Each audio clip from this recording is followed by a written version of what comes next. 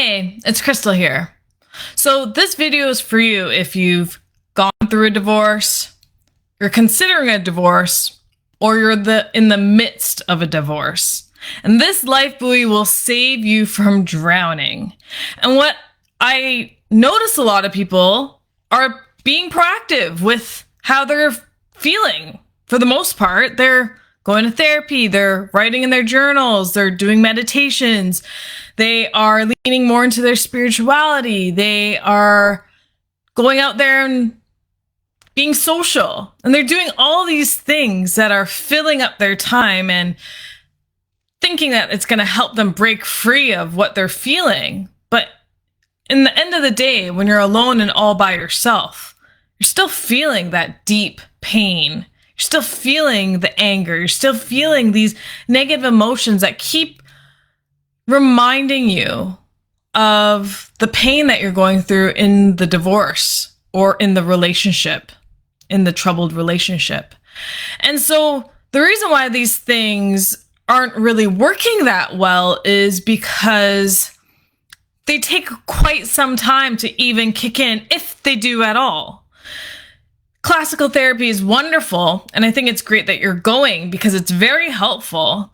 But the problem with that is it's only dealing with the surface layer issues. And by the time you go back the next week, you're still talking about the same thing in a sense. And it's a very slow progression. It's like the tortoise that may win the race, but later in life. And we don't even know when that later will be. And meditation and journaling is great. It's good to get what's out onto paper or out of our bodies. But if you find yourself journaling the same thing all the time or can't relax during meditation and focus, it's not helpful. And so what I'm proposing here to you is to think about some alternative methods, because if these are slow, and I'm a huge advocate for slow, but slow doesn't mean taking away from the quality of life. Slow doesn't mean never changing. Slow doesn't mean stagnant and stuck.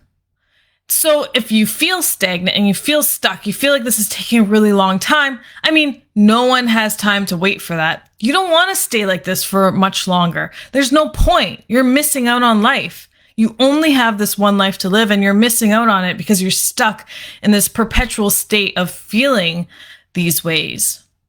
So this is a loose framework of what happens when we work together. And just to give you a general idea of how the mind does work when we do work together and how we stimulate that. So first and foremost, we look at the acceptance. Have you accepted what's happened or not? And I'm not just looking for like a yeah, I've accepted, I'm good. No, this is like true acceptance.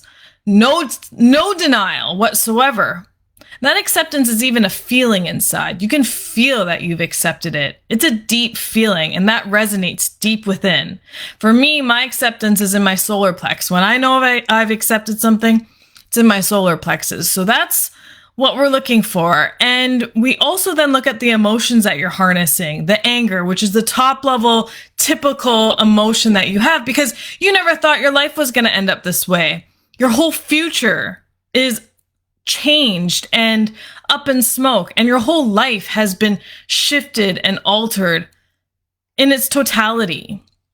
All the plans that you have, everything is just up in the air.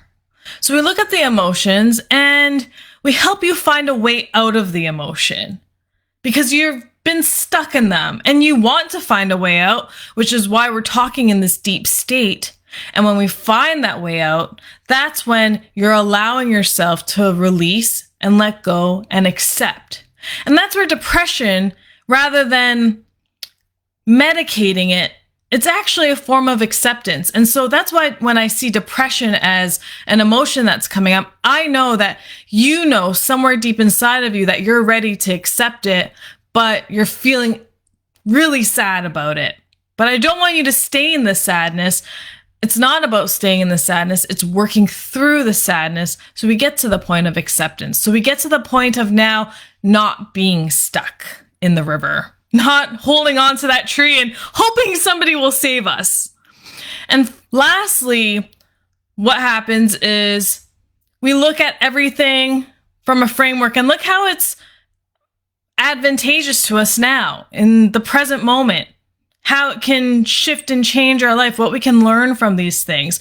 But we can't get there until we do all this other stuff first, which happens really quickly, as long as you're ready, willing, and motivated to want to be able to move forward, looking at things from an advantageous lens, which will help you find what's missing in order to move forward in the way that you want to move forward and live a life that you love to lead. So I hope you're able to get some value out of that today. I'll see you soon.